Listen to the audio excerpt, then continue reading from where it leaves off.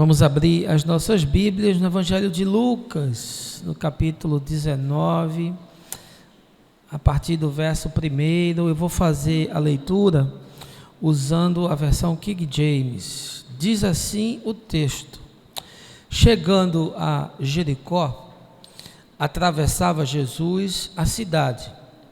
Eis que um homem rico, chamado Zaqueu, chefe dos publicanos, buscava ver quem era Jesus. Todavia, sendo ele de pequena estatura, não o conseguia, devido à afluência do povo.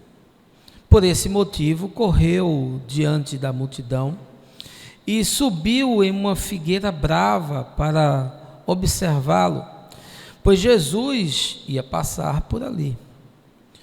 Quando Jesus chegou àquele local, olhou para cima e o chamou: Zaqueu, desce depressa, pois preciso ficar hoje em tua casa. No mesmo momento, desceu Zaqueu apressado e o recebeu com enorme alegria. Todos, em meio à multidão que presenciaram o que se passou, começaram a murmurar: ele entrou na casa daquele pecador e vai hospedar-se lá. Então Zaqueu tomou a palavra e comunicou a Jesus: eis a metade dos meus bens, Senhor, que estou doando aos pobres. E se de alguém extorquir alguma coisa, devolverei 4 vezes mais. Diante disso, Jesus declarou: hoje houve salvação nesta casa, pois este homem também é filho de Abraão, porquanto o Filho do Homem veio buscar e salvar o que estava perdido. Esse é um texto, irmãos, bem conhecido, né? Quem aqui frequentou a escola dominical deve ter visto a mensagem do Zaqueuzinho, que subiu na videira para ver Jesus. Mas essa manhã ele vai deixar de ser história, vai deixar de ser texto, vai deixar talvez de fazer parte aí do seu compêndio de infância de escola bíblica dominical, e hoje a gente vai olhar para esse texto de uma outra forma, de uma outra perspectiva, buscando o que o Espírito de Deus quer nos comunicar, de tal maneira que a palavra entre em nós, mexa com a gente, nos desafie, nos enlargueça a mente e nos dilate o coração, para que, entendendo-a, possamos praticá-la e, como eu digo, reverberá-la em atos de bondade e de justiça. Essa semana, você deve ter visto, o governo enviou ao Senado Federal uma proposta de reforma que está sendo chamada de Pacote Guedes. Propõe um choque na gestão pública, nos âmbitos administrativo e tributário, que visa transformar o Estado brasileiro, que está em vias de um colapso iminente. A proposta do governo envolve a aprovação de 3 PECs, ou seja, elas alteram as regras da Constituição do país, e isso só pode ser feito através de emenda do Congresso Nacional.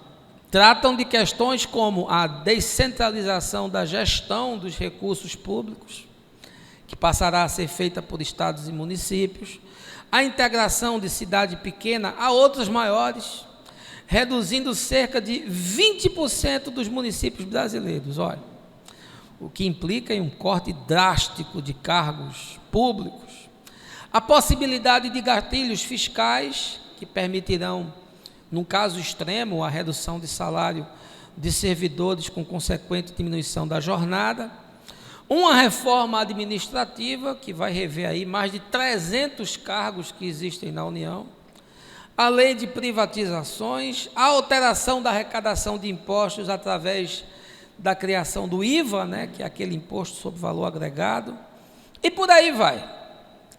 Como empresário, eu sempre estou atento às mudanças no país, e nesses meus mais de 15 anos trabalhando só no setor público, né, 33 de profissão, mas 15 aí dedicados ao setor público, eu acho que as mudanças no cômputo geral são bem-vindas, ainda que algumas questões precisem ser melhor esclarecidas, e obviamente nem todos os setores, nem todos os segmentos vão estar felizes. Mas eu já antecipo aqui que algumas jamais passarão pelo Congresso Nacional, porque elas ferem os interesses não da sociedade, mas os interesses dos políticos. É impossível no governo ou em qualquer outra esfera da vida haver uma verdadeira transformação sem decisões duras, sem ações de mudanças profundas e sem firmeza, não só para realizá-las, mas sobretudo para mantê-las. Quando a Escritura trata da conversão, ela nos remete a algo dessa monta, nos dá a dimensão de que esse é um processo que só pode acontecer através do arrependimento, que é algo gerado pelo Espírito Santo em nós, é um evento de natureza espiritual, não pode ser produzido pelo ser humano, e ele produz uma contrição que faz acender a consciência para o fato de que a vida está sendo vivida da pior forma possível. Também de que nós somos inimigos de Deus. Portanto, necessitamos de perdão, de justificação, de salvação e de santificação. Conversão implica essas coisas. Mas não apenas isso. Conversão implica mudança de vida, porque é impossível que alguém seja tocado pelo poder de Deus e continue a viver da mesma forma de antes. A conversão produz um choque de gestão, por assim dizer, nos planos, nos propósitos da existência, gera um tsunami que desencadeia com o objetivo de pôr as coisas em ordem. E isso, obviamente, demanda decisões difíceis e mudanças profundas. O estilo de vida do passado precisa ser abandonado. E uma nova proposta passará a fazer parte da agenda e dos objetivos da pessoa. Mas isso é o que a Escritura ensina. Isso é o que Jesus estabelece. Isso é o plano de Deus. E, obviamente, não tem nada a ver com o que a igreja propõe. E a explicação é muito simples.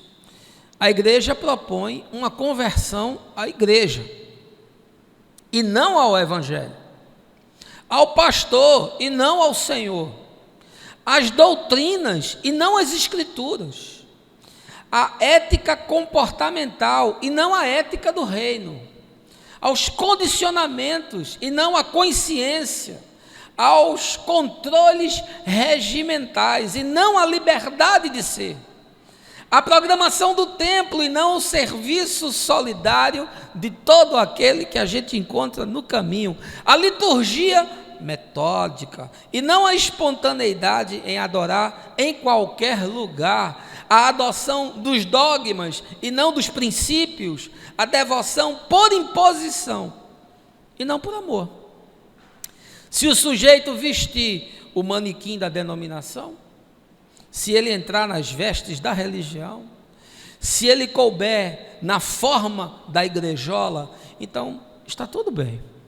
Ele é mais um boneco em série, gestado na indústria da religião, e isso não implica que a vida mude, mas que ele se torne adepto de uma agremiação, dando seu dízimo, participando dos programas, fazendo a roda girar, e obviamente isso não pode produzir nada, porque o sobrenatural, o poder de Deus que transforma, não foi liberado sobre a pessoa. Ela foi enganada, foi vítima de um estelionato praticado em nome de Deus, e isso tem implicações agora, terá também implicações amanhã e, desgraçadamente, no último dia. Porque Jesus dirá a estes que assim viveram: jamais vos conheci, apartai-vos de mim, vós que praticais a iniquidade. Eu tenho uma pergunta para lhe fazer essa manhã, e a você que está me assistindo: você tem certeza? Tem certeza? Você tem certeza mesmo que você se converteu a Jesus? Que o Espírito Santo de Deus habita em você? Que você foi transportado de forma sobrenatural do império das trevas para o reino da luz?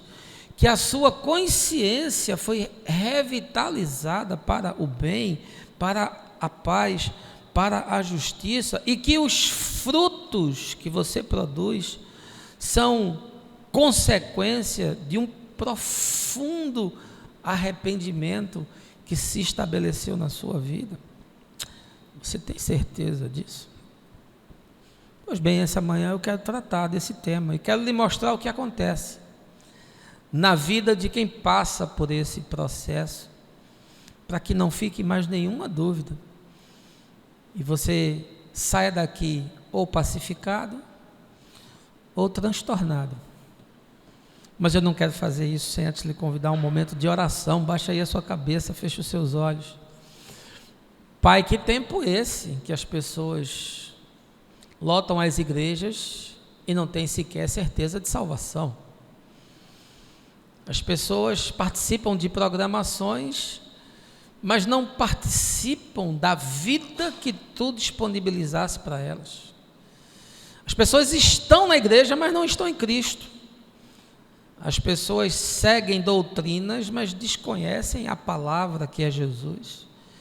E é nesse tempo que nós precisamos ensinar, inclusive aqueles que se dizem da fé, o que é conversão, o que é mudança de vida, porque esse é um tempo de conserto, e o teu Espírito está nos convocando para aquilo que é inadiável, aquilo que é imprescindível e irremediável em nossa vida. E essa manhã, no poder do teu Espírito Santo, eu te peço que a tua palavra penetre como uma espada de dois gumes e promova aquilo que o homem não pode promover, porque só pode ser feito pelo teu Espírito. É o que eu te peço, no nome de Jesus, amém. Fizemos, irmãos, a leitura do Evangelho de Lucas, ali escrito, final da década de 50, início da década de 60 depois de Cristo, e ao contrário de Mateus, que nós vimos a semana passada, que foi enviado essencialmente para os judeus de Antioquia, essa carta foi endereçada para os gentios, sobretudo os de língua grega. Lucas era médico, discípulo de Paulo, e como a gente sabe, ele não foi testemunha ocular dos atos que foram realizados por Jesus. Portanto, ele se serve das duas fontes que nós conhecemos, que é o Evangelho de Marcos e o Evangelho de Mateus, e de uma terceira fonte que é desconhecida, mas que os teólogos chamam de fonte Quelli. E também ele é assim um jornalista investigativo que faz entrevista com as pessoas que de fato foram testemunhas daqueles eventos e daqueles milagres e daqueles encontros de Jesus. Ele junta tudo isso e produz dois textos. Um é esse Evangelho e o segundo é o livro de Atos dos Apóstolos. Por isso eu quero lhe convidar essa manhã para você vir comigo para as ruas da cidade de Jericó. Eu estive lá em Jericó ela está 240 metros abaixo do mar Mediterrâneo. Lembra assim muito? Nós aqui de Recife, né, que não estamos tanto, mas estamos abaixo do nível do mar. E cerca de 27 quilômetros de Jerusalém. Ela está ali no pé daquela serra de Judá. Jerusalém fica em cima, Jericó fica embaixo. E aí a gente vai entrar na casa de Zaqueu. Vamos assim nos assentar, vamos tomar espaço ali à mesa e vamos ver o que é que está acontecendo. Mas antes de tudo, e como de costume, eu queria colocar você dentro dessa cena que Lucas descreve, e para tal eu queria te chamar para você vir comigo. O texto nos diz que Jesus estava indo para Jerusalém, e aí, como eu falei, era quase passagem obrigatória ele entrar na cidade de Jericó. E aí, quando ele entra, a multidão se avoluma, como acontecia costumeiramente. E aí esse homem chamado Zaqueu, ele tem o desejo de ver quem é Jesus. Mas ele era um cara baixinho, não tinha estatura, e aí pela quantidade de gente ele não conseguia enxergar, tomou uma decisão inusitada, que foi subir numa figueira para que ele pudesse então contemplar a passagem do Senhor.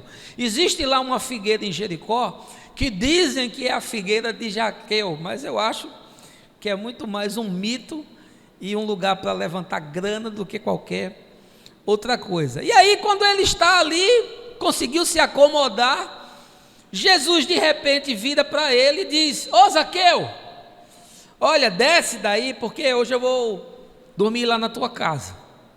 E aí ele ficou surpreso, ficou perplexo, né? Sobretudo porque foi chamado pelo nome. Desceu imediatamente, e aí a fariseada de plantão, os religiosos que sempre ali se aglomeravam em torno de Jesus, disseram: mas como é que pode esse cara ir dormir na casa de um pecador? E ficou aquele mal-estar. Mas Zaqueu não se preocupou com isso. Foi para casa e ali ele recebeu a Jesus. Pois bem, quem é esse Zaqueu? Zaqueu era o responsável pela coleta dos impostos na cidade de Jericó. Os publicanos, como eles eram chamados pela população, eram odiados pelos seus compatriotas judeus, porque eles eram considerados traidores de Israel.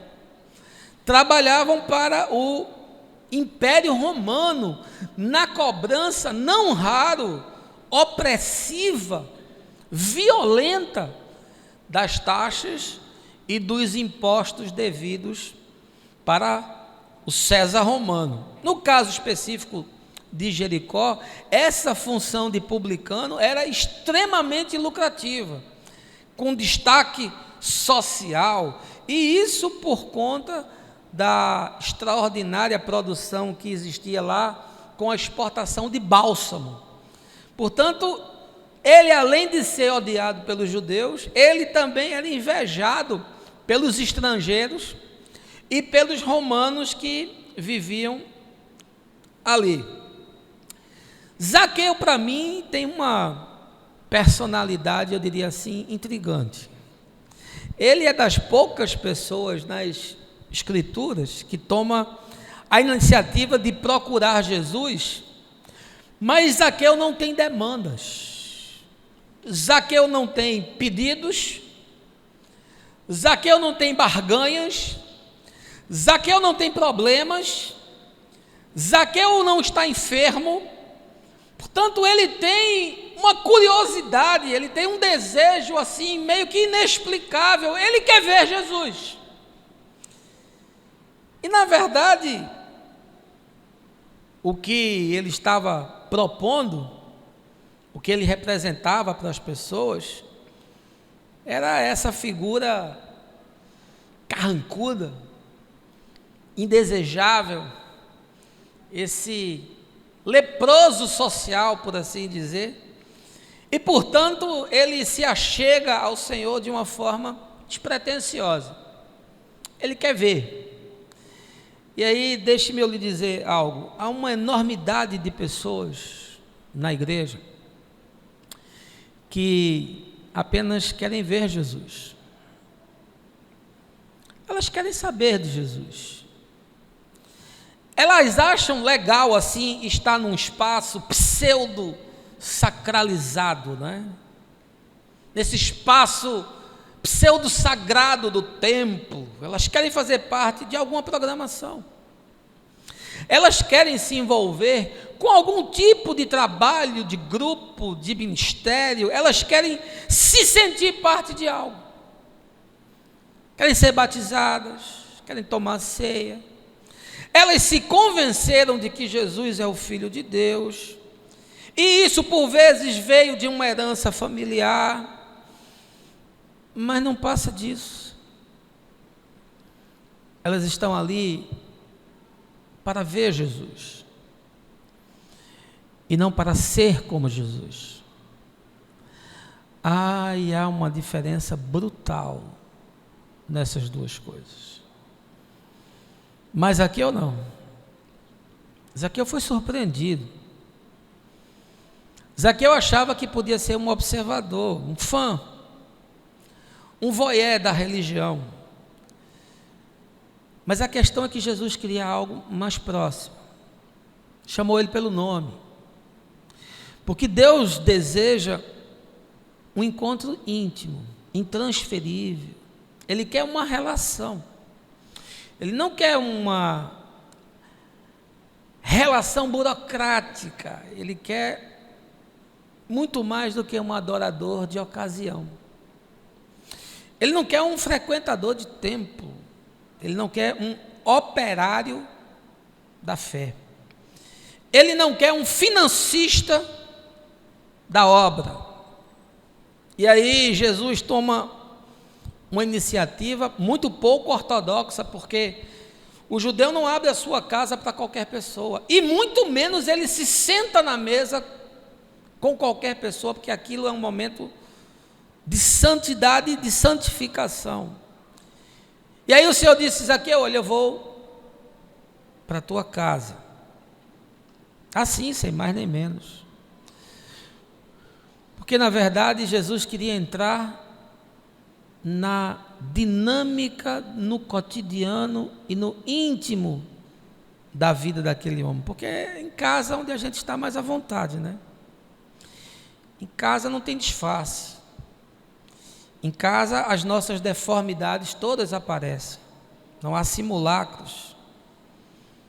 As pessoas de casa sabem quem nós somos. Jesus já entrou na sua casa? Jesus está na sua casa? Você tem certeza disso? Eu não estou perguntando se tem uma imagem dele na sua casa. Eu não perguntando se tem uma Bíblia aberta no Salmo 91 na sua casa. Eu estou perguntando se Jesus entrou lá, porque se ele entrou, ele patrocinou muitas mudanças. Há algo muito curioso nessa visita de Jesus, que entra na casa desse homem e não faz exigências. Ele não faz nenhuma crítica, ele não estabelece nenhum juízo, ele não pede absolutamente nada, ele apenas está ali.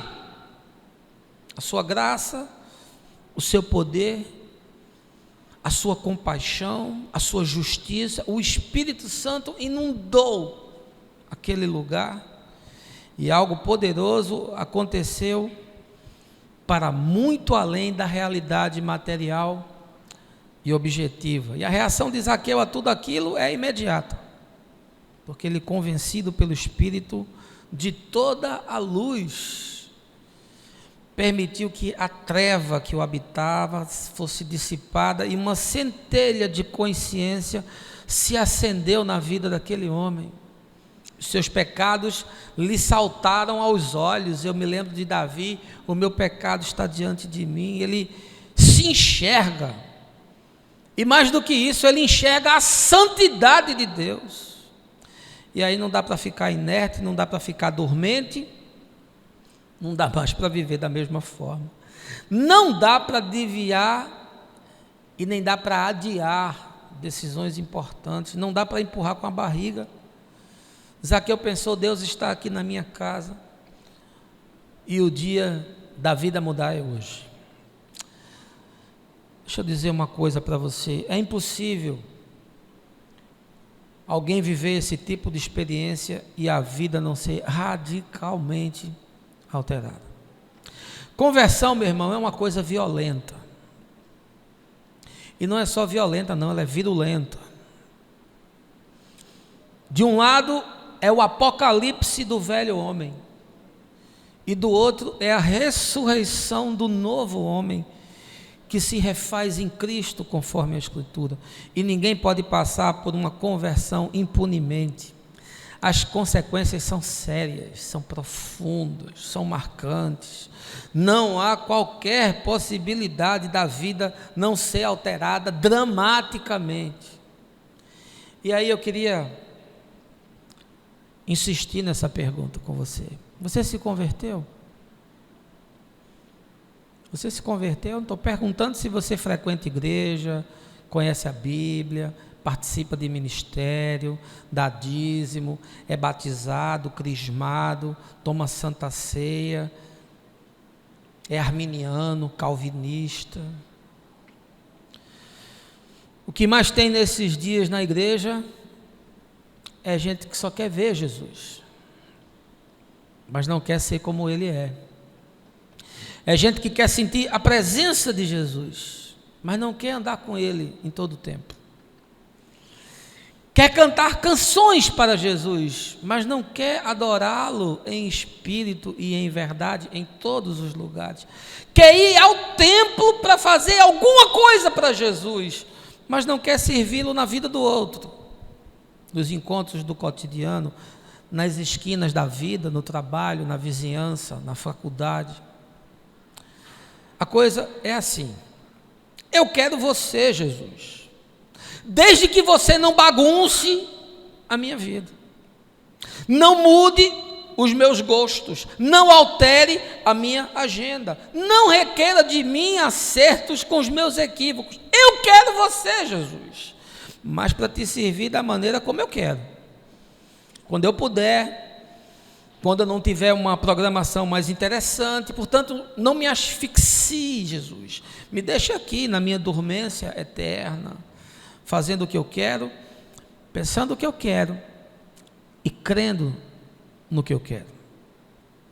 E aí eu quero lhe ensinar duas coisas importantíssimas que acontecem com todo aquele que de fato se converte a Jesus, se rende ao Evangelho e se abre para ser habitação do Espírito Santo. Veja aí se isso aconteceu na sua vida. A conversão a Jesus, dentre outras coisas, deve produzir no indivíduo duas disposições essenciais. A primeira é reparar o passado, e a segunda é melhorar o futuro. Mas essas duas coisas demandam empenho, coragem e quase sempre uma dose cavalar de sofrimento. O mal que nós fizemos a outros e por vezes fizemos a nós mesmos precisa ser compensado. Há questões nas nossas vidas que necessitam de uma reparação, de um acerto de contas, não para que isso implique na nossa salvação, porque a salvação é pela fé, não é pelas obras, mas porque isso pode implicar na salvação de outros, que foram lesados, machucados, enganados, tripudiados por nós. O Evangelho, acredite, nos convida também a viver de uma nova forma, o que vai demandar a mudança de hábito, de cultura, uma reprogramação da mente, e isso se desdobra num estilo de vida diferente, e as práticas existenciais serão outras. Não se pode construir o novo com o velho. Por isso Jesus disse: não se põe remendo novo em vestido velho. A grande lição de Zaqueu para mim e para você está descrita nesses dois pontos que a gente vai refletir hoje. Vamos voltar para a Bíblia? A mensagem é expositiva. Tudo sempre está no texto. E a primeira coisa que Lucas me ensina nessa experiência desse Zaqueu que só queria ver Jesus, mas acabou tendo algo muito mais profundo, é que a conversão a Cristo demanda uma nova perspectiva existencial. Veja aí o verso 8, parte A. Então Zaqueu tomou a palavra e comunicou a Jesus: eis a metade dos meus bens, Senhor, que estou doando aos pobres. Você pensa que foi fácil Zaqueu fazer isso? Olha, meu irmão, para ele chegar nesse cargo, ele teve que passar por cima de muita coisa. Provavelmente ele deve ter criado um problema familiar sem precedentes. Ele precisou ser aquela figura execrada. Zaqueu é aquele cara que se entrasse no bar todo mundo saía. Zaqueu é aquela figura que os filhos das pessoas não querem brincar com os filhos dele. Zaqueu é aquele indivíduo odiado que anda com medo de ser assassinado, de alguém fazer uma emboscada contra ele. Zaqueu é aquela pessoa discriminada como se fosse um leproso. Ninguém vai na casa de Zaqueu, provavelmente as amizades deles eram mínimas e sempre desse círculo, desse ambiente da negociata, da agiotagem, do lucro fácil, do negócio fraudulento. Para ele chegar onde ele estava, não foi tarefa simples. Mas ele chegou e ele ficou rico. E quando a pessoa vem de baixo, quando a pessoa tem uma história de vida difícil, quando a pessoa tem uma circunstância existencial de pobreza e chega num lugar onde pode desfrutar das benesses que o dinheiro patrocina, é muito difícil que você possa abrir mão disso ao depois por qualquer coisa. Essa é a posição de Zaqueu, mas o problema é o seguinte, é que a conversão muda toda a perspectiva existencial do indivíduo para frente. E ele não podia negar o que havia acontecido na sua casa. Era maior do que ele. É algo que entrou e encravou-se na alma. A cruz ficou encravada no seu coração e na sua consciência. Ele teve uma revelação, e isso é um processo espiritual. Isso não tem nada a ver em levantar a mão e ir para frente da igreja. Isso não tem nada a ver com profissão de fé. Isso não tem nada a ver com catecismo. Isso não tem nada a ver em ser batizado nas águas, falar língua estranha e profecia. Porque Jesus disse que no último dia muitos vão dizer que fizeram tudo isso, e ele vai dizer: eu não sei quem você é, desculpa, a sua fila é aquela outra ali, que vai descer por andar de baixo. Ah, meu amigo, a conversão muda a perspectiva do indivíduo, muda radicalmente. Por isso que eu digo que conversão é uma coisa violenta. E olha, como é difícil a gente encontrar gente convertida na igreja, porque a maioria das pessoas estão ali só para ver Jesus. E aí eu queria lhe dizer aqui algumas coisas que acontecem na vida de quem se converte. E aqui é um apanhado dos meus melhores aconselhamentos pastorais. Então, aqui é o que mais surge no aconselhamento e que eu queria trazer para você essa manhã. E você pode balizar isso com a sua própria vida. Isso aconteceu em você? Esse processo de metanoia aconteceu com você? Essa mudança de perspectiva aconteceu com você? E permanece em você?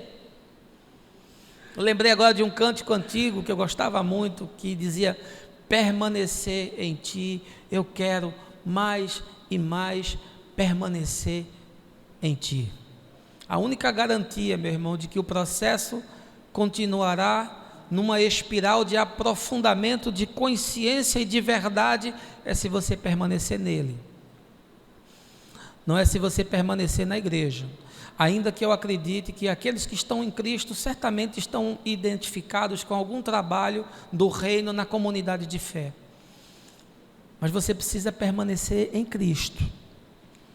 Sabe o que mais acontece na vida daqueles que se convertem e que entendem que a vida precisa mudar de perspectiva? É mudança de hábito e mudança de cultura. A vida muda. Quem era desleal vai aprender que vai a partir de agora ter que ser leal.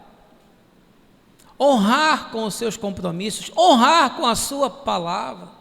Quem era adepto a fazer juízo, a estar sempre com a régua de medir na vida dos outros, vai entender que ele é o maior de todos os pecadores. Essa é a consciência de quem carrega o Espírito de Deus, é a mesma consciência de Paulo. Paulo diz: eu sou o maior de todos os pecadores.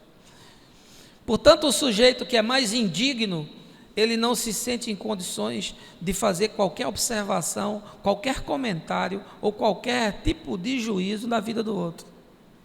Essa consciência chega em nós. O sujeito que tinha aquela vantagem, sujeito que tinha aquele hábito de sempre passar a perna nos outros, sempre fazer alguma coisa em proveito próprio, que demanda algum saldo para si mesmo, vai entender que não dá mais para ser desse jeito. Ele vai passar a servir sem ter nenhuma expectativa de receber coisa alguma. Aquele indivíduo que usava as pessoas. Como tem gente que usa os outros, né? E por vezes usa e descarta como se fosse coisa nenhuma. Ele vai entender que a vida das pessoas é importante, porque Deus encarnou e morreu por elas. Portanto, o terreno da alma do meu semelhante é um terreno sagrado, e eu tenho que ter muito cuidado quando eu piso nisso. Sujeito que era avaro, como Zaqueu, que o dinheiro era o seu Deus, vai ter que aprender que agora, na perspectiva do reino, ele precisa ser generoso. Por isso Jesus disse: dai e dá-se-vos-á. Há quanta gente miserável na igreja, quanta gente miserável, que Deus gostaria de abençoar e de usar os meios mais improváveis de lhe abençoar, mas ele é avarento. A gente aqui libertou as pessoas de dar dízimo, né? Imaginando que isso iria produzir uma consciência grata, compromissada e responsável no pagamento das nossas despesas. Foi o oposto. O sujeito só dá se for amaldiçoado. Ele só dá se tiver alguma desgraça para acontecer. Ele paga um seguro ao céu para não ter um câncer. Ele paga um seguro ao céu para o carro dele não ser roubado. Ele acha que Deus é como ele, é assim, um traficante, um negociador, que Deus é um gênio da lâmpada, que Deus é um cafetão que se vende por dinheiro. E aí ele é avarento. O sujeito gasta 300 pau no final de semana com pizza, com cinema, com barzinho, com tudo, e que eu não estou dizendo que não deve fazer, mas não consegue dar 200 reais na comunidade para manter as despesas e para que de alguma forma o reino seja implantado, divulgado, e isso com todo o trabalho que nós fazemos aqui de ação social. Sujeito que gostava de viver promovendo intriga, sabe, aquele sujeito que pega aqui, joga ali, traz daqui, joga acolá, lança um contra o outro, que a Escritura diz que Deus abomina quem faz isso, vai ter que entender que agora ele é um pacificador. Aliás, Jesus fala no Mateus 5, né, no Sermão do Monte: bem-aventurados os pacificadores, porque eles vão herdar a terra. O sujeito que era vaidoso, né, aquele sujeito vaidoso, arrogante, prepotente, jactante, vai entender que a humildade é o caminho daquele que anda com Deus. Por isso Tiago diz: humilhai-vos na presença do Senhor. O verbo está no imperativo. Você se humilha a si mesmo. É que você tem que se humilhar. Não é você ser humilhado por alguém ou por uma circunstância da vida, não. É você se humilhar a si mesmo. É você buscar caminhos que promovam a humildade na sua vida e não esse espírito arrogante. Vai ter que mudar o seu egoísmo, não é? Tudo é para você, primeiro para você, né? Até em casa eu vejo às vezes pais tratando com os filhos e eles promovem primeiro para si e depois para os pequeninos. Ah, que coisa horrorosa, que coisa triste de você não se dilatar nem para aquele que foi gerado de você. Egoísta, que não se desdobra, que não serve ninguém, que não ajuda ninguém, que não se envolve com nada. O seu mundo é você e você mesmo. Ah, me desculpe, meu irmão, você acha que o Espírito de Deus está em você? Eu não posso fazer esse juízo, mas eu posso levantar essa questão para você se encarar. Você acha mesmo que o Espírito que ressuscitou Jesus está em você, transformando a sua vida, como Paulo diz, de glória em glória, tornando você uma pessoa melhor? Ou você está aqui só para ver Jesus? Você que me assiste, você está só vendo Jesus na sua igreja? Não se engane não, porque mais cedo ou mais tarde você vai estar diante dele. Quais são os frutos que você vai apresentar? Ah, gente que não muda nunca, aquelas culturas eternas. O sujeito não tem respeito pelo outro, sempre chega atrasado, tudo que ele marca ele chega atrasado. Ele nunca consegue cumprir um compromisso. Ele acha que a hora dele é mais importante do que a hora de todo mundo. Isso já é uma cultura. O sujeito não está disposto a mexer nisso. A gente, com tristeza, começa o nosso encontro aqui com 5 pessoas. Porque o indivíduo não tem a disposição de botar o despertador 15 minutos antes. Para cultuar a Deus, não é para me servir, não. Eu não preciso de nada de vocês, graças a Deus. Só do seu amor. E nada mais. E a gente se entristece porque a gente vê que as práticas não mudam. Gente que é dura no trato, gente que é dura de coração, não recebe nunca o confronto, sempre se torna refratário. Gente que é injusta, que trata as coisas com injustiça, que nunca olha o lado do outro, que nunca pondera o outro, que nunca enxerga na perspectiva do outro, é tudo para si, e esquece que no céu existe um reto juiz, que não vai passar despercebido. Ah, como eu vejo que gente se converte e nunca muda o seu trato com o dinheiro. Às vezes o sujeito sempre vive na miséria, porque ele tem essa ganância, essa avareza, e aí ele me diz assim: ah, pastor, quando eu tiver condições eu vou dar. Vai dar nunca. Você não vai dar nunca. Se você tiver R$1 milhão por mês, você não dá. Porque isso está no coração, isso é um princípio. E normalmente quem dá é quem não pode. Normalmente quem participa, quem colabora, e quem faz mais do que o que é pedido, é aquele que não pode. A gente estabeleceu aqui um valor mínimo de contribuição, que é ridículo, de R$100, e não conseguimos ter adesão nem de 50% das pessoas. O sujeito vem aqui, se beneficia, participa, ouve a mensagem, cresce, usufrui de tudo e não consegue dar R$100 para ajudar. Meu Deus, meu irmão, o Espírito de Jesus está em você, e você que me assiste aí, que participa, que se envolve, não ajuda em coisa nenhuma, não colabora, gente que diz que se converteu e nunca aprendeu a tratar o dinheiro com respeito, com planejamento, é perdulário, é gastador. Cartão de crédito dele é o que Cazuza fala, é uma navalha que vai cortando o pescoço e fazendo com que o sangue jorre, que é isso que banco quer. Banco não quer milionário não, meu irmão. O banco quer gente endividada. O que o banco quer é gente que não saia nunca do cheque especial. E essa semana se divulgou aí os lucros escorchantes desses homens que um dia vão estar diante de Deus, esmagando 60% das famílias brasileiras endividadas. Ah, quando Jesus entra, ele muda. A nossa agenda muda. A nossa prioridade muda. Os nossos programas mudam.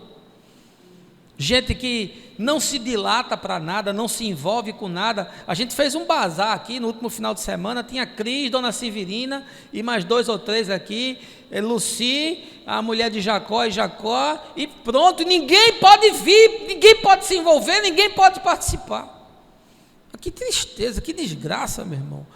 E você diz que Jesus entrou na sua vida e a sua agenda não foi alterada, as suas prioridades não foram reprogramadas. Pois eu quero lhe dizer que aquele que tem a experiência de conversão, a existência muda, a perspectiva de futuro muda.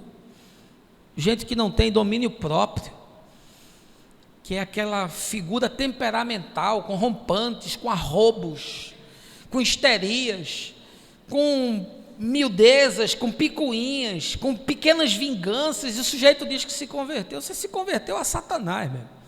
Você não se converteu a Jesus, que muda o nosso temperamento, que o Espírito nos dá domínio próprio, que a Bíblia fala domínio próprio, para você não ser esse ser iracundo, desequilibrado, que estoura por qualquer coisa, que vive de gritaria dentro de casa, que vive de dar rompantes, que toma decisões precipitadas.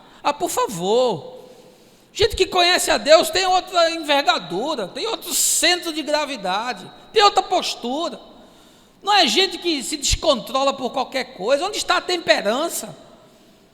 Onde está a sua capacidade de tolerância, de suportar o outro? Por tudo você explode, por tudo você se ira, por tudo você se invoca, você se chateia com todo mundo. No trânsito você é um bulldog, se soltar você dentro do carro, você é capaz de matar alguém. Por favor, gente que se converte e não consegue entender que agora os relacionamentos devem ser numa outra perspectiva, escolhem sempre errado, os piores parceiros.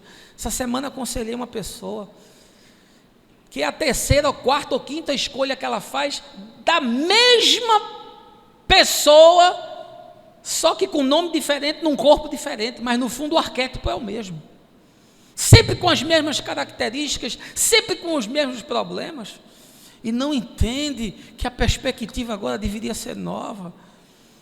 Gente que não consegue ficar só, tem uma coceira que eu nunca vi.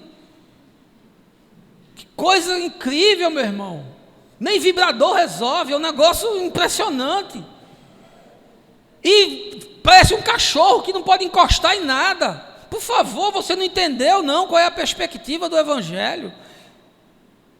Que Jesus ensina que relações frívolas, que relações dessignificadas, que encontros fortuitos vai diluindo a sua alma, e você não aprende nunca a construir uma coisa séria, que dê uma perspectiva de futuro, que promova um caminho para você viver a sua velhice em paz. Mas que desgraça, que coisa terrível, escolhe sempre o pior e da pior forma.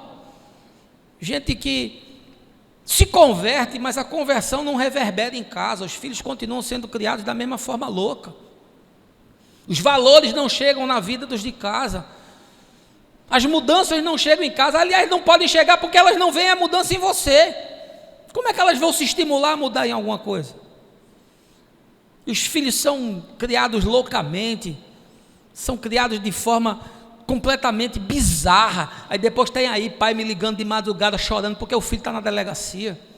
Aí depois tem mãe aí desesperada me procurando para aconselhamento porque a filha fez um aborto, está cheia de infecção.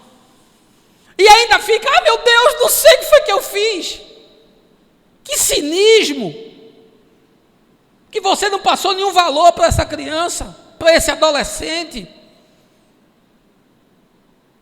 Eu me lembro que a minha mãe me levava a pulso para a escola dominical. Eu não recomendo que faça isso não, mas alguma coisa ficou em mim. Os nossos filhos não participam, não se envolvem, a gente não ensina, a gente não tem responsabilidade, a gente paga a escola, paga a roupa, paga o inglês, paga a computação, paga o balé, paga o futebol e pronto, e acha que agora eles já vão sair do outro lado, homens e mulheres feitos. Que desgraça, gente com as práticas profissionais das mais loucas possíveis, sem ética, sem tratar os funcionários com justiça, explorando as pessoas, sem assinar carteira, emitindo meia nota, sendo desleal, desonesto com o sócio, e o cara diz que se converteu a Jesus. E as práticas não mudam nunca. E o sujeito tem um lucro exorbitante enquanto seu funcionário está com a casa caindo dentro da favela e ele não toma conhecimento. E você vem me dizer que o Espírito de Deus está em você. Gente com práticas familiares as mais perversas possíveis, brigado com o pai, brigado com mãe, brigado com o irmão, intrigado da família inteira, cheio de ódio no coração. Porque meu pai desgraçou a minha vida, meu pai me massacrou, porque minha mãe me humilhava, porque a minha mãe não era uma mulher afetiva, porque a minha mãe não me dava importância, e fica com aquela amargura e carrega aquilo a vida inteira e nunca promove uma pacificação dentro de casa. E você vem me dizer que se converteu a Jesus, e essa perspectiva não muda, e o seu coração não se dilata, e o perdão não lhe visita, de tal forma que visite os outros. Quem foi perdoado jamais negará o perdão para outra pessoa. Eu sei que às vezes o convívio se torna impossível, porque o dano é muito grande, mas isso significa você libertar o outro, você promover o encontro, você procurar aquele que lhe fez mal e dizer: olha, você está livre de mim, caminhe em paz na sua vida. Gente que se diz que se converteu e não tem um tempo com a Escritura, não tem tempo de oração, não tem tempo de reflexão. É impossível você dizer que você teve uma experiência de novo nascimento e você não tem nenhum zelo para pegar a Escritura e ler. Por favor, meu irmão. Eu já estou nisso há muito tempo, a minha barba está branca, os meus olhos estão cheios de ruga. Eu já estou nisso há muito tempo para saber a diferença entre um religioso e um discípulo. O sujeito não tem nenhuma expectativa de encontrar a Deus, não tem nenhuma alegria de encontrar a Deus. Vem para a comunidade sem expectativa, sem fome, sem desejo, sem ânsia. Sabe por quê? Porque não tem nada dentro de você, meu irmão. Me desculpe. Eu estou lhe dizendo a verdade com toda firmeza, mas com todo amor, para que você não viva enganado, para que você entenda de fato o que é conversão conforme o Evangelho. E não você vir aqui para ver Jesus, como Zaqueu foi para ver Jesus. Gente que não se envolve com as demandas da comunidade, que não se envolve com o ministério, não se envolve com nada, não serve ninguém. Foi abençoado, foi liberto, foi curado, foi pacificado, teve a sua consciência renovada, mas isso não se desdobra nunca para o outro. Me desculpe, meu irmão. Você vai dizer para mim que você é convertido a Jesus. Você pode ser convertido à igreja, pode ser convertido ao pastor, você pode ser convertido à denominação, mas jamais você foi convertido a Jesus. Porque aquele que teve uma experiência com Jesus implica de que isso se transforme em serviço, em trabalho, em oferta generosa para os outros, na participação, no envolvimento com os outros. Isso não sou eu que estou dizendo, não. Leia Paulo lá na carta aos Coríntios, falando do que é o corpo, cada membro ajustado e uns servindo aos outros. Gente que diz que se converteu e nunca largou vício de bebida, vício de sexo, vício de jogo, vício de droga, vício de mentira, e diz que se converteu e não experimentou uma libertação na vida. Eu não estou falando de um acidente de percurso, não. Às vezes o sujeito cai de bico aqui, bate com a cabeça ali, passa por uma situação, a gente chega, a gente junto, ora, a gente anima, levanta o cara, vamos lá, é isso, não desiste, vamos para frente, vamos para cima. Mas o sujeito vive recorrentemente nessas práticas. Sujeito que sabe que não pode beber, bebe, que não pode fumar, fuma, que não pode dar uma cheirada no negócio, cheira, que não pode dar bobeira para sexo e não pode ver uma saia, ou não pode ver uma barriga tanquinho que a desgraça se faz. Por favor, meu irmão, você se converteu a Jesus, você tem certeza disso? O Espírito de Deus testifica com o seu Espírito que essa experiência aconteceu. Gente que não promove uma melhoria no casamento, a vida toda arrebentada, relação de traição, de ofensa, aquela coisa purulenta. Aí o cara se converte e aquilo continua do mesmo jeito, é só uma fachada, é só uma aparência, é só um disfarce, é só um folclore, mas a casa é uma guerra, a casa é o inferno na terra. Os filhos, quando os pais entram, têm vontade de se jogar pela janela. E o sujeito não promove nenhum tipo de asepsia na vida, nenhum tipo de profilaxia afetiva para melhorar aquilo, para se perdoarem mutuamente, ou para se separarem, que seja. Porque Paulo diz que Deus nos chama a paz quando trata da conjugalidade. Por favor, meu irmão, você tem certeza mesmo que a sua vida mudou na perspectiva do futuro, para frente? A segunda coisa que Zaqueu nos ensina no relato de Lucas é que a conversão a Cristo demanda uma visita ao passado para que haja reparações. Veja aí o verso 8, parte B. E se de alguém extorquir alguma coisa, devolverei 4 vezes mais. Zaqueu deve ter pensado: rapaz, esse cara nunca devia ter entrado na minha casa. Quando ele me chamou e eu estava lá naquela figueira, Zaqueu, eu devia ter dito: não, é Manuel. Sou eu, Zaqueu não. Zaqueu já foi. Mas aí Jesus entrou na sua casa e, como diz a canção, entrou na sua vida.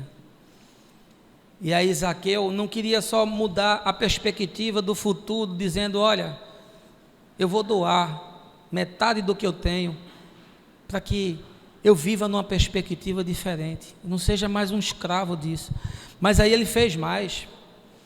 Ele entendeu que ele precisava ter um encontro de contas com o passado. E aí ele falou o seguinte: olha, se eu roubei alguém, e aqui eu tinha roubado aquela galera toda, se eu esmaguei alguém, se eu fui agiota com alguém, se eu tirei proveito de alguém, eu vou reparar 4 vezes mais. Agora, sabe o que é curioso? É que isso não é uma reação de Zaqueu a um confronto de Jesus. Jesus não entrou na casa de Zaqueu e disse assim: Zaqueu, tu é um agiotazinho safado, ou alminha cebosa que você é, Zaqueu. Zaqueu, você vai reparar todo mundo que você roubou. Não, Jesus não falou nada. Sabe por que Jesus não falou nada? Porque se o Espírito de Deus não falar no nosso interior, não há nada que possa nos convencer. Eu estou aqui pregando, meu irmão, semana que vem eu vou lidar com as mesmas questões das de hoje, os mesmos problemas dos de hoje. E quando eu oro a Deus, Ele não me permita ser, na próxima semana, do mesmo jeito que eu fui nessa, me ajude a mudar e a melhorar, qualquer que seja a perspectiva e a área e a dimensão da minha vida, porque eu não quero ser igual, eu quero ser melhor para Ti, e para mim, e para o meu semelhante. Zaqueu sabia que ele tinha feito aquela fortuna na tramóia, no trambique, mas aí ele mostrou uma disposição fenomenal de fazer um acerto de contas. E sabe de uma coisa? Há uma frase da minha sogra, Vernaide, que é poetisa, e que ela escreveu num poema, e eu nunca mais esqueço. Ela disse assim: ninguém visita o passado impunemente. E essa é uma verdade, assim, lapidar. Ninguém visita o passado impunemente, porque há acertos que você precisa fazer, e se você não fez, é bom você questionar a natureza da sua conversão. Por isso que a Escritura diz que quando a gente vier ao altar trazer a nossa oferta, e a gente tiver algum tipo de pendência, e aí Jesus fala de uma dificuldade de perdão entre duas pessoas, ele disse: deixa a oferta, vai primeiro, te reconcilia com teu irmão, depois você vem e você traz a sua oferta. Isso é um princípio, e o princípio é: antes de você servir a Deus, faça um acerto com os homens. Antes de você vir me oferecer alguma coisa, veja se você defraudou alguém, se você humilhou alguém, se você roubou alguém, se você massacrou alguém, se você enganou alguém, se você passou alguém para trás, se você tratou alguém sem misericórdia, se você não foi solidário com aquele que precisava. Antes de você fazer qualquer coisa para mim, reveja como você tem vivido a sua vida. Faça os acertos necessários e depois você vem e me serve. O que mais eu encontro é gente que não tem nem de longe essa consciência. Pastor, o senhor está dizendo que para ser salvo eu tenho que agora fazer obras? Não, a salvação é pela fé. mas nós somos salvos pela fé para as obras. E Tiago diz que a fé sem obras é morta. Portanto, essa sua espiritualidade que não promove nenhum acerto, nenhum encontro de contas com quem você defraudou, com quem você enganou, com quem você mentiu, com quem você usou, com quem você manipulou, me desculpe, meu irmão, não é isso que a Escritura ensina. Aqui eu disse, eu vou reparar, e disse mais, eu vou reparar 4 vezes mais, e Jesus não abriu a boca para pedir dele coisa alguma. Isso foi uma iniciativa dele, porque a consciência do Evangelho se instalou nele, e o Espírito Santo falou, você precisa fazer isso. Quanta gente que teve uma separação, que foi desigual, que foi injusta, que passou a perna na mulher, que passou a perna no marido, que ficou com a maior parte dos bens, que fez lá um acordo deficitário, que escondia a receita, não declarava no imposto de renda, e depois ficou dando uma pensão de miséria para a pessoa. E você vem me dizer que você teve uma experiência de novo nascimento e o Espírito Santo está em você e não lhe incomoda com isso. Você precisa reparar, meu irmão, você precisa andar para trás, voltar e fazer esse acerto. Gente que tem filho que nunca reconheceu, gente que tem filho que reconheceu, mas que trata com descaso, que não cuida, que não se envolve, pelo contrário, se torna inclusive uma péssima influência para o menino. E você vem me dizer que você se converteu a Jesus? Por favor, você está enganando a quem? Você precisa fazer uma reparação, você precisa ir pedir perdão para essa criança, pedir perdão para essa mãe, para esse pai, para essa família. Tenha dignidade, não precisa ser crente para fazer isso não, basta ser homem, basta ser mulher, basta ser sério. Gente que caluniou os outros, difamou, fez fofoca. A gente estava falando aqui há pouco, antes de começar o encontro, gente que vem aqui, usufrui, participa, se envolve. A gente abre a vida, abre a casa, abre a intimidade, os caras saem daqui depois falando, denegrindo, difamando, inventando coisa. Crente safado, gente sem vergonha, vontade que dá de dar uma bolacha na cara e dizer, aprenda a ser homem, rapaz.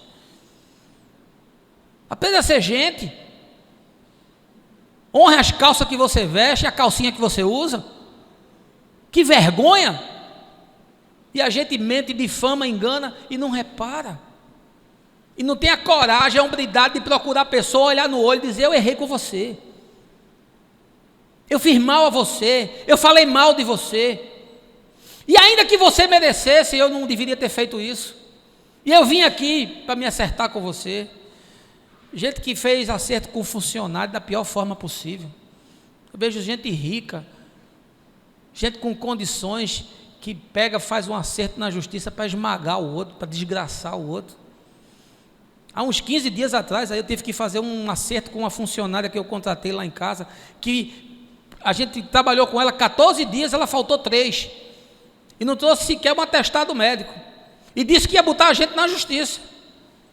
14 dias trabalhando na nossa casa.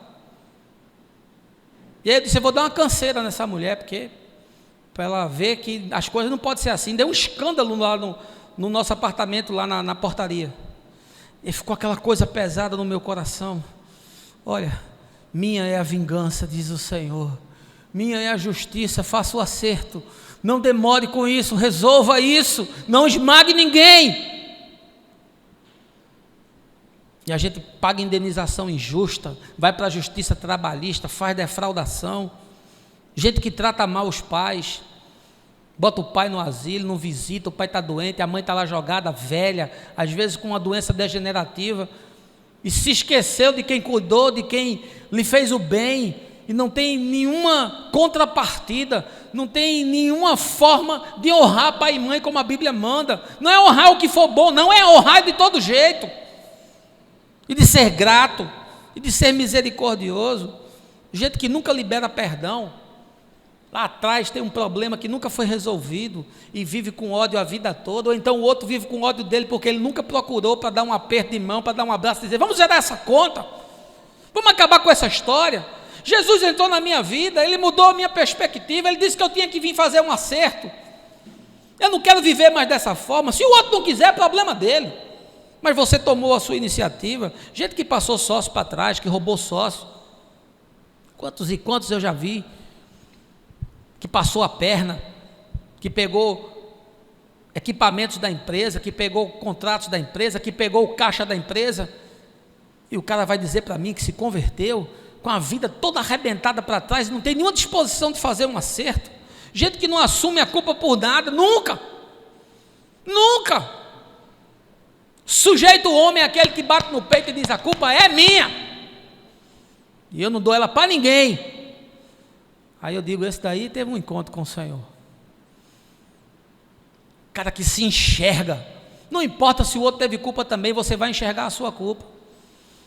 Que mais veja casal me procurando para se separar, porque ele fez isso, ele fez isso, ele fez isso, ele fez aquilo, ela fez isso, ela fez aquilo, ela fez aquilo outro, e daí? Deixa o que ela fez, resolve você a sua parte, deixa o que ele fez, acerta você a sua parte, até porque se você não fizer isso, vai reproduzir tudo de novo. Que desgraça. Gente que ganhou dinheiro desonesto e não tem coragem de fazer como Zaqueu, ir lá reparar. Vá lá e repare de quem você extorquiu, de quem você roubou, de quem você enganou. Vá lá e diga, olha, eu vim aqui acertar com você, esse dinheiro não é meu, é seu. E o Espírito Santo me convenceu a isso. Gente que usou o outro para tirar proveito, relações de fachada, de interesse, para produzir coisa na vida. Gente que se tornou o indutor de intriga. Fulano brigou com o ciclano, mas quem promoveu fui eu, e ele nunca fez uma reparação, reparações conjugais, ofensas que foram ditas, cônjuges que foram humilhados, foram traídos, foram passados para trás, foram tratados de forma desrespeitosa. Pessoa passou a vida com o outro e na velhice é chutado, é jogado numa sarjeta. Que coisa triste, meu irmão. O Espírito de Deus está mesmo em você, mudando o seu caráter e a sua consciência e tornando você um homem e uma mulher santo de Deus. Tem certeza? Porque Jesus disse, pelos frutos os conhecereis.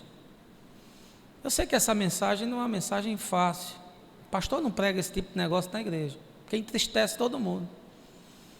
O cara quer que eu venha aqui e pregue o quê, meu irmão? Que você vai ficar rico, você vai ganhar um Honda Civic, você vai ganhar uma casa, você vai tirar na loteria, o seu cabelo vai ficar mais sedoso, mais bonito. Só quer que eu pregue coisa boa. Mas o Espírito Santo está dizendo para mim, para eu pregar essa mensagem. Se você gostar, amém. Se você não gostar, amém. É essa que a gente tem para oferecer. Você precisa fazer reparação na sua vida.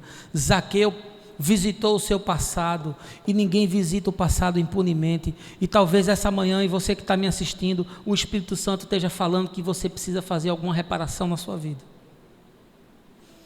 Agora, às vezes, consertar o passado é uma coisa impossível, e eu sei disso. Às vezes você quer fazer uma reparação, mas a reparação vai produzir uma desgraça maior, vai produzir uma desarrumação tal, vai promover um transtorno tal, que é impossível você fazer isso, e Deus sabe disso, e só o fato de você no seu coração ter se disposto a fazer, você já fez. Deus sabe. Deus não é um carrasco não, meu irmão. Deus não é um escroto não. Deus não é ninguém que está na esquina com um porrete para lhe dar uma cacetada na cabeça não. Deus não quer sacrifício de tolo, não, mas Deus quer que você tenha a disposição de Zaqueu. Senhor, eu não posso mais ficar inerte a toda essa visitação, eu não posso mais ficar dessa forma dormente a tanta graça e a tanta palavra que tu tens promovido na minha vida. Eu vou fazer um encontro de contas, eu vou fazer uma reparação. Você precisa reparar o quê, meu irmão? O que é que você precisa reparar? Foi alguém que você machucou? Foi alguém que você enganou? Foi alguém que você tirou proveito? É a mulher com quem você dorme? É o homem com quem você dorme? É com seus filhos? É com um filho que você nunca reconheceu? É uma pensão que você nunca deu, que era justo? E você acha que você vai chegar na eternidade e Deus vai se esquecer disso? Não, não vai. Me desculpe. Eu tenho que lhe dizer a verdade. Você corre um risco muito grande de Jesus olhar nos seus olhos e dizer para você: eu nunca conheci você. Você nunca fez um acerto com o passado e você nunca viveu numa perspectiva melhor para o futuro. o poder que transforma o indivíduo, o espírito que faz o nosso espírito morto ressuscitar, jamais entrou em você. Eu queria concluir com as palavras de Jesus, depois que Zaqueu tomou essas duas atitudes assim surpreendentes. Jesus disse: hoje entrou salvação nessa casa.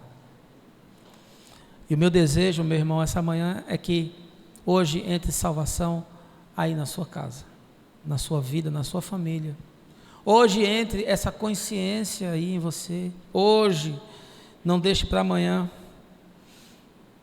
Você vem aqui para ver Jesus ou para ser como Jesus? Você vem aqui fazer o quê? Ouvir uma boa mensagem?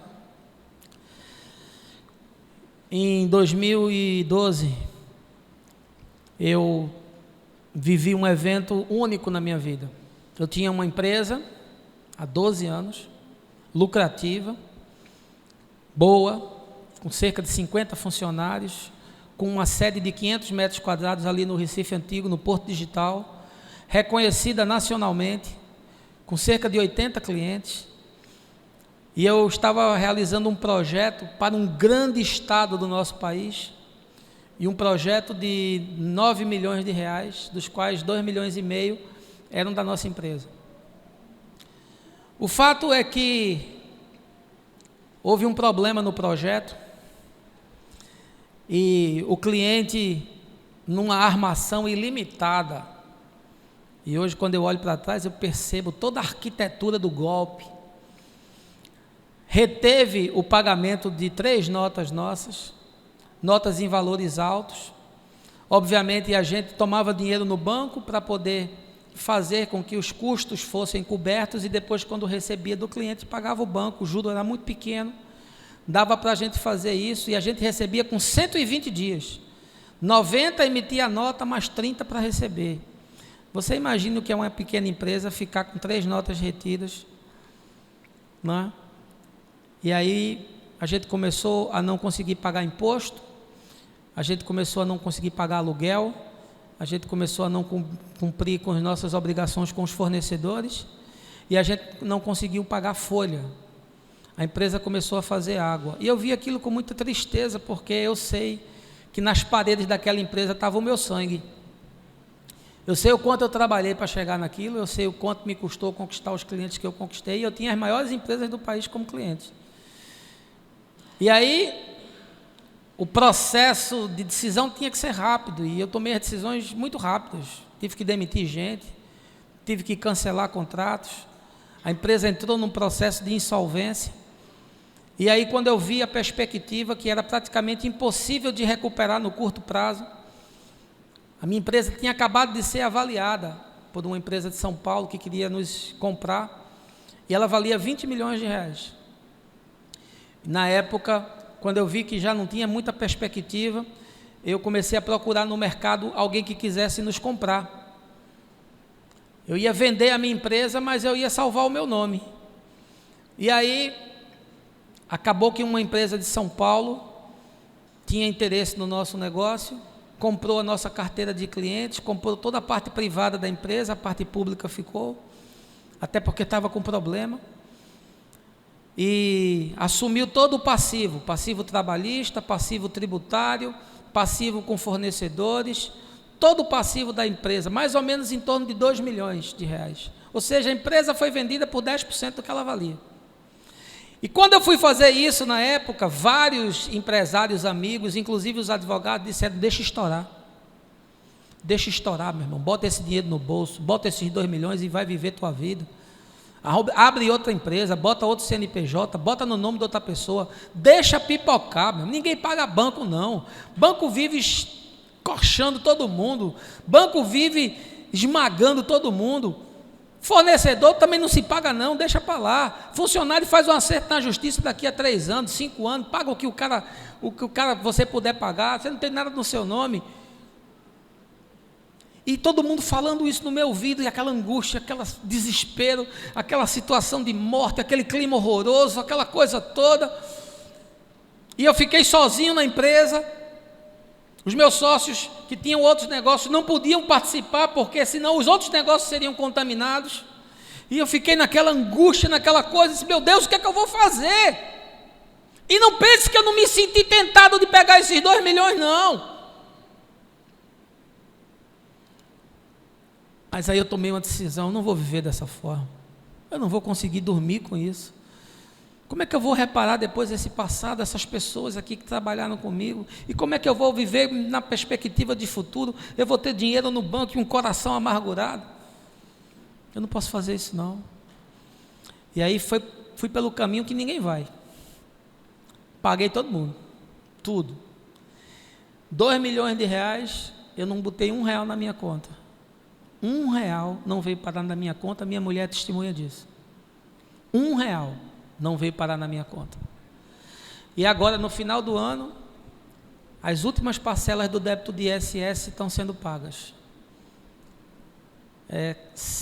Quase 6 anos pagando devedores, pagando o governo que me cobra um imposto injusto. Mas sabe o que acontece quando eu deito de noite? Eu durmo. Não tenho dinheiro, não tenho R$1 de reserva, mas eu durmo de noite, em paz, sabendo que eu fiz o que deveria ser feito. Você se converteu mesmo, tem certeza? Jesus entrou mesmo na sua vida? Ele mudou a perspectiva de futuro, ele alterou o passado. Essa é uma palavra para você refletir, para você rever, e para você fazer um acerto